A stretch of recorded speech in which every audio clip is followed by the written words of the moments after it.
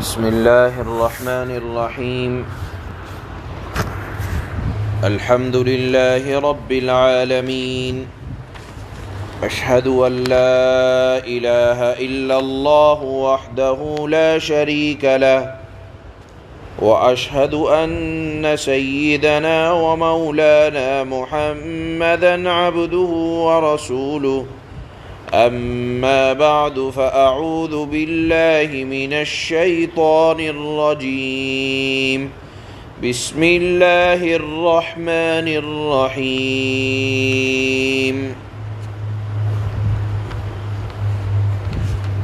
لقد كان لكم في رسول الله أسوة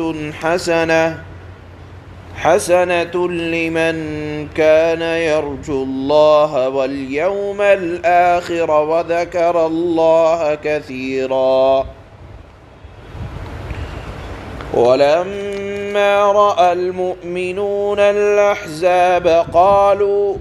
هذا ما وعدنا الله ورسوله وصدق الله ورسوله وما زادهم إلا إيمانا وتسليما من المؤمنين رجال صدقوا ما عاهدوا الله عليه فمنهم من قضى نحبه ومنهم من ينتظر وما بدلوا تبديلا ليجزي الله الصادقين بصدقهم ويعذب المنافقين إن شاء أو يتوب عليهم إن الله كان غفورا رحيما ورد الله الذين كفروا بغيظهم لم ينالوا خيرا وكفى الله المؤمنين القتال وكان الله قويا عزيزا صدق الله مولانا العلي العظيم.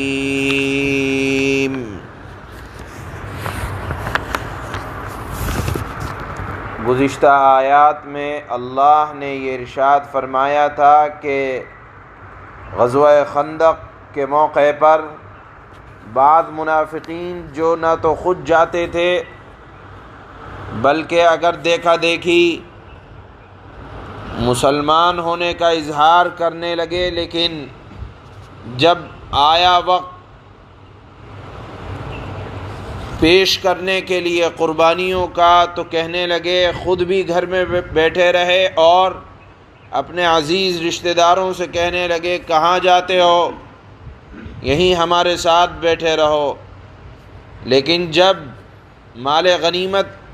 تقسیم کرنے کا وقت آیا تو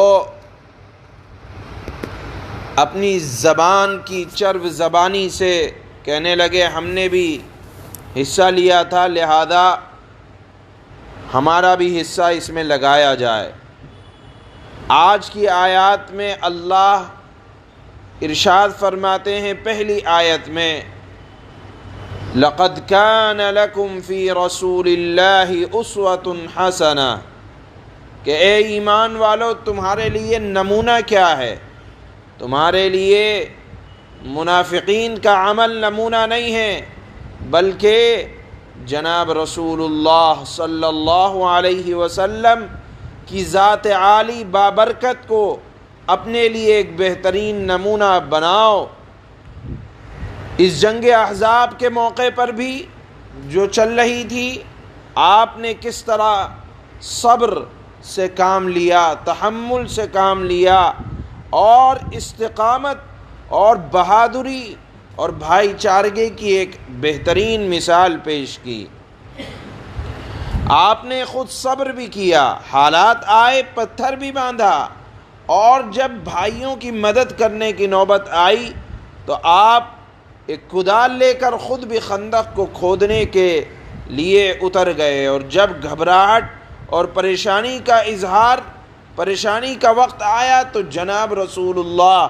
صلی اللہ علیہ وسلم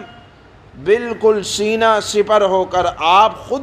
حضرات صحابہ اکرام میں موجود رہے۔ لہذا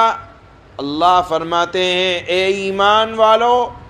خوشی کا موقع ہو، غم کا موقع ہو، امتحان کا موقع ہو، کوئی بھی وقت ہو، اس میں نمونہ اور آئیڈیل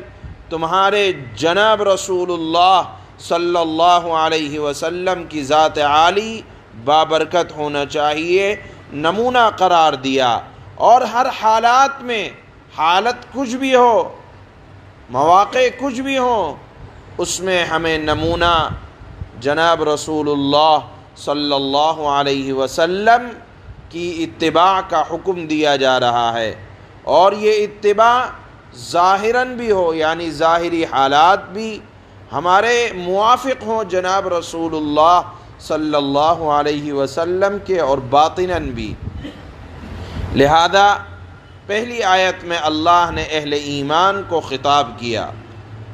اور دوسری آیت جو آج تلاوت کی جا رہی ہے اس میں اللہ خاص مؤمنوں کی حالت کا ذکر فرما رہے ہیں، جو خاص حضرات صحابہ اکرام کی صفت تھی کہ جب انہوں نے اتنے سخت حالات دیکھے، بھوک کی شدت دیکھی، اور پھر خود جناب رسول اللہ صلی اللہ علیہ وسلم اس جنگ میں حصہ لے رہے ہیں، اور 1 مہینے تک خندق کھودے جانے کے بعد مدینہ منورہ کے راستے بند ہو چکے تھے، اور سارا عرب اٹھ کر آ چکا تھا، اور اپنے بھی اور غیر بھی، اور مدینہ کے آس پاس رہنے والے یہود و نصارہ وہ تمام کے تمام مخالفت میں کھڑے ہو چکے تھے۔ اس وقت اہل ایمان نے یہ کہا من المؤمنین رجال صدقوا ما عاہدوا اللہ علیہ، کہا کہ یہ تو اللہ کا وعدہ ہے، اللہ کا وعدہ یہ ہے کہ ام حسبتم ان تدخلوا الجنہ، اللہ تمہیں آزمائے گا۔ اللہ نے سورہ بقرہ کی ایک آیت میں ارشاد فرمایا ہے، کیا تم یہ گمان رکھتے ہو کہ بس جنت میں یوں ہی چلے جاؤ گے؟ حالانکہ حالات تم پر گزرے نہیں، جو حالات تم سے پہلے ایمان والوں پر گزرے ہیں انہیں سختیاں اور مصیبتیں پیش آئی ہیں، تو اہل ایمان نے جب ان حالات کو دیکھا تو کہا کہ یہ تو اللہ کی طرف سے آزمائشیں ہیں، اور پھر اللہ اہل جنت کو جنت میں اسی وقت داخل فرمائیں گے جب حالات پر وہ استقامت اور صبر کے ساتھ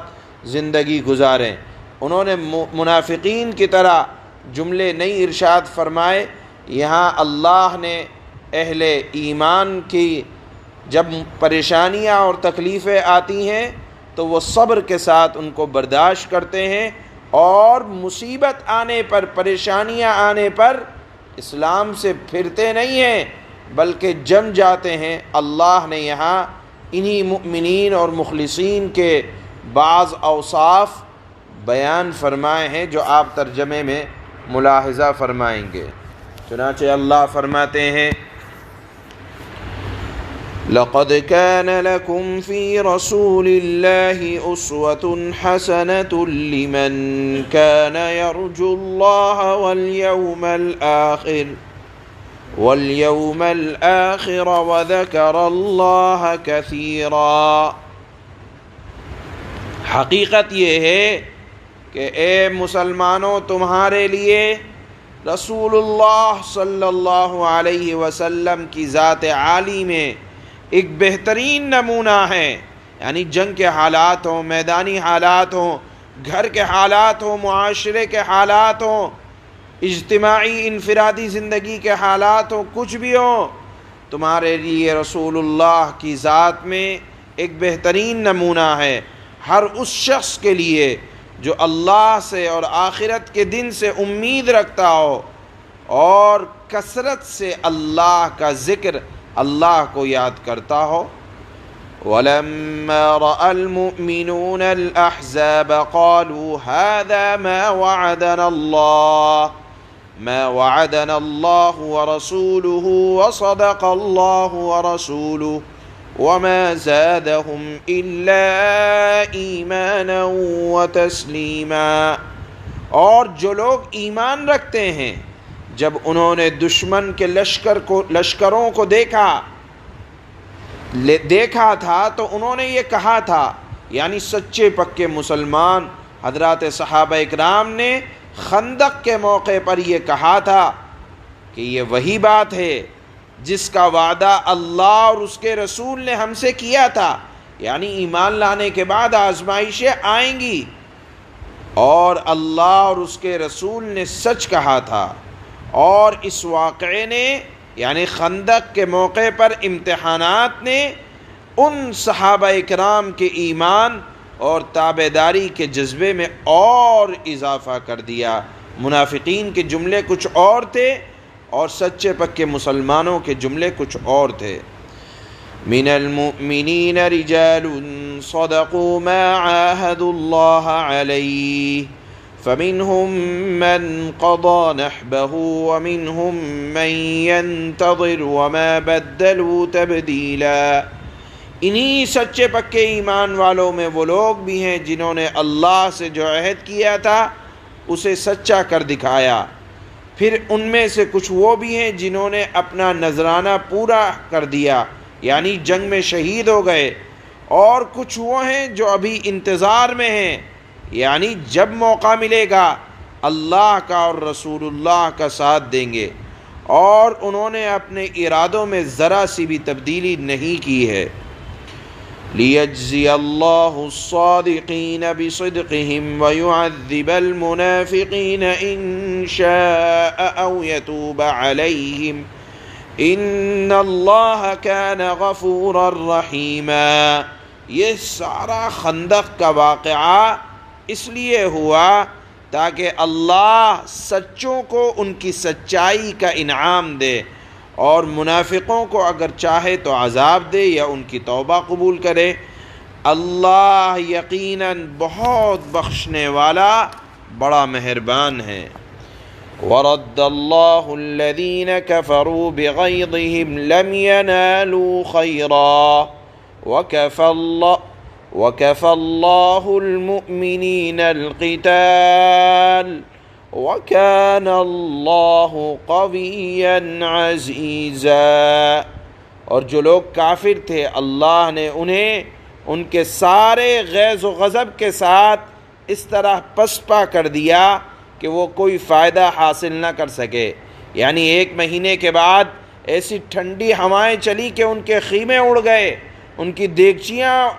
جو چولہے پر چڑھی ہوئی تھیں وہ تمام کے تمام بیکار ہو گئیں، چنانچہ وہ جنگ ہار گئے۔ اللہ نے اسی کا ذکر فرمایا کہ اللہ نے انہیں ان کے سارے غیظ و غضب کے ساتھ اس طرح جنگ سے ہرا دیا کہ وہ کوئی فائدہ حاصل نہ کر سکے، اور مؤمنوں کی طرف سے لڑائی کے لیے اللہ خود کافی ہو گیا، اور اللہ بڑی قوت کا بڑے اقتدار کا مالک ہے۔ یہاں پر یہ غزوہ خندق کا واقعہ مکمل ہوتا ہے۔ سبحان اللہ و بحمدہ، سبحانک اللہم و بحمدک، اشہد